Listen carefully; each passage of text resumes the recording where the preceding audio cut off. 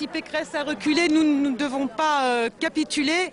L'annonce faite hier par Valérie Pécresse d'un temps supplémentaire pour retravailler le décret sur le statut des enseignants-chercheurs n'y aura rien changé. Cet après-midi, ils étaient encore plus de 5000 dans les rues de Lyon. Enseignants, étudiants, c'est en fait tout l'enseignement supérieur public qui réclame le retrait pur et simple des réformes universitaires. Le statut des enseignants-chercheurs, l'arbre qui cache la forêt. Il y a le point des postes, je pense qu'il y en a eu 900 emplois qui ont été supprimés et ça c'est clairement une de nos revendications phares.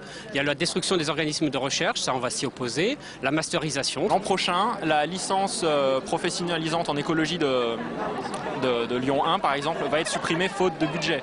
Donc c'est des étudiants qui ne se voyaient pas forcément faire de longues études, en tout cas en biologie, qui là voulaient travailler dans le domaine de l'écologie, etc. et qui là n'auront plus accès à cette filière-là. Donc concrètement, c'est une trentaine, voire une quarantaine d'étudiants qui n'auront plus de filière. La masterisation de la formation des enseignants, la modification des concours de recrutement, le démantèlement déguisé des organismes de recherche, des budgets nettement insuffisants, autant de points de discorde et autant de conséquences, selon les manifestants, de la fameuse loi LRU sur l'autonomie des universités.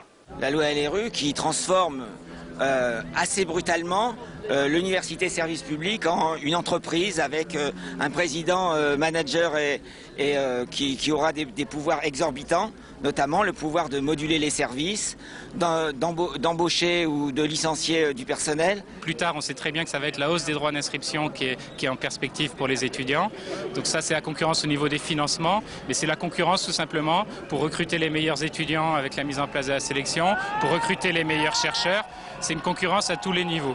Le monde universitaire paraît aujourd'hui plus déterminé que jamais à obtenir le retrait des réformes gouvernementales. Dans ces conditions, la rencontre prévue demain entre Valérie Pécresse et les syndicats pourrait bien tourner court.